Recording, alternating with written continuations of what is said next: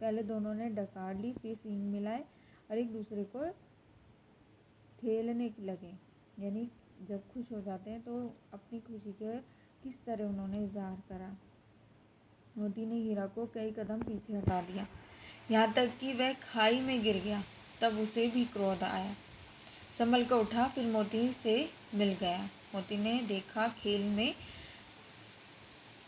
झगड़ा हुआ चाहता है तो किनारे हट गया।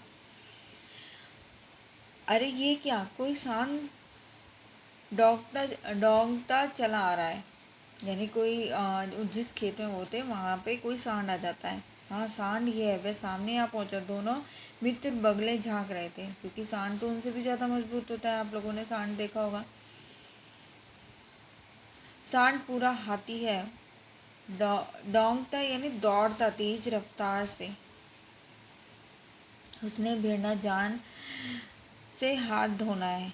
यानी अब उससे भिड़ेंगे ये दोनों, तो दोनों क्या अनुमान लगा रहे हैं, इससे भिड़ना तो जान से हाथ धोना है। लेकिन ना भिड़ने पर जान बचती नहीं नजर आती। इन्हीं की तरफ आ भी रहा है, कितनी भयंकर सूरत है।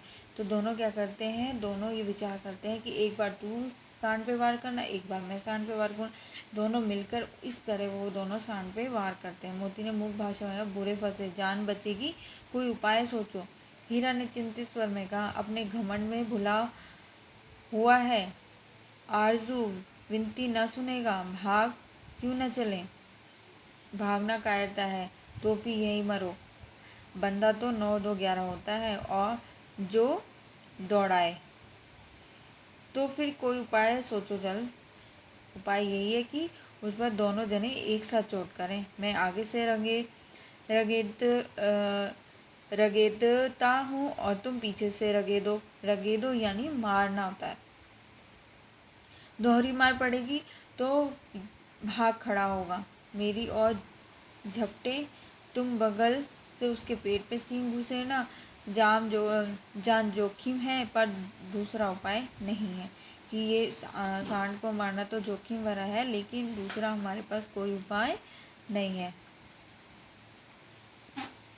दोनों मित्र जान हथेलियों पर लेकर लपके। सांड को भी संगठित शत्रुओं से लड़ने का तजर्बा ना था।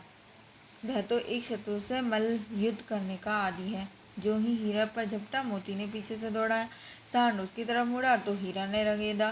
सांड चाहता था कि एक एक करके दोनों को गिरा दे, पर ये दोनों की उस्ताद थे, उसे वह अवसर ना देते थे। एक बार सांड ढिल्लाकर हीरा का अंत कर देने के लिए चला। मोती ने बगल से आकर पेट में सींग भोंक दिया।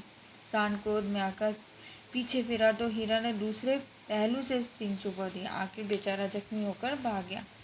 दोनों मित्रों ने दूर तक उसका पीछा किया, यहाँ तक कि सांड बेदम होकर गिर गया। तब दोनों ने उसे छोड़ दिया। कहते हैं ना कि जब हम एक साथ होकर कोई काम करते हैं तो वो काम आसान हो जाता है। तो उसी प्रकार यहाँ भी हीरा मोती ने अपनी जान बचाने के लिए उस अकेले सांड का मुकाबला किया। दोनों मित्र विजय के नशे में झूमने लगे चले जाते हैं। मोती ने अपनी सांकेतिक भाषा में कहा, मेरा जी तो चाहता है कि बच्चा को मार ही डालूं। हीरा ने तिरस्कार किया, गिरे हुए बेरी पर सींग न चलाना चाहिए, कि जो वो बचा हुआ है, जितनी उसमें सांस बची हुई है, मोती तो उठाएगा उसे वारा, तो वो उसको कहते हैं इसको भी मार डालते हैं ऐसे। लेकिन हीरा उसको मना कर देता है, यह सब ढोंग है, बेरी को ऐसे मारना चाहिए कि फिर न उठे। बेरी शत्रु होता है ना। हमारा बैरी कौन है? बैरी का मतलब शत्रु। अब घर कैसे पहुंचेंगे वह सोचो, पहले कुछ खा लो तो सोचें। सामने मटर का खेत ही था।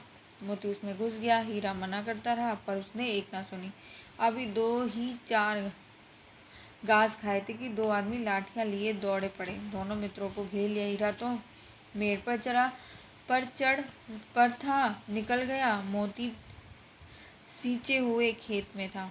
उसे खुर कीचड़ में धंसने लगे, ना भाग सका। पकड़ लिया। हीरा ने देखा सगी संकट में है तो लौट पड़ा।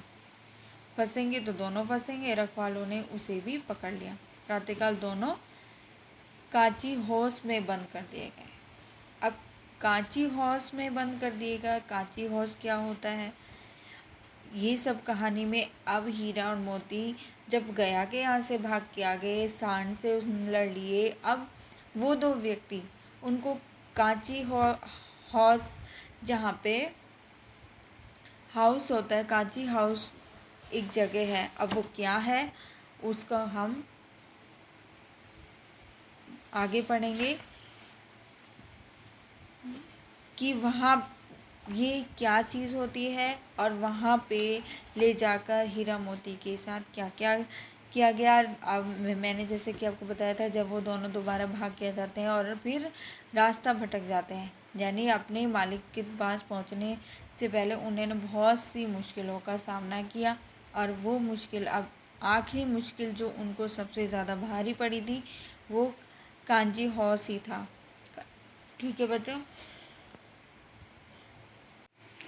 ठीक है बच्चों, अब इसके आगे हम कल पढ़ेंगे कि कांची हॉर्स क्या था और हीरा मोती का क्या उनके साथ वहाँ पे क्या किया गया, दोनों को वहाँ क्यों बंद किया गया। तो ये हमारा अगला टॉपिक होगा।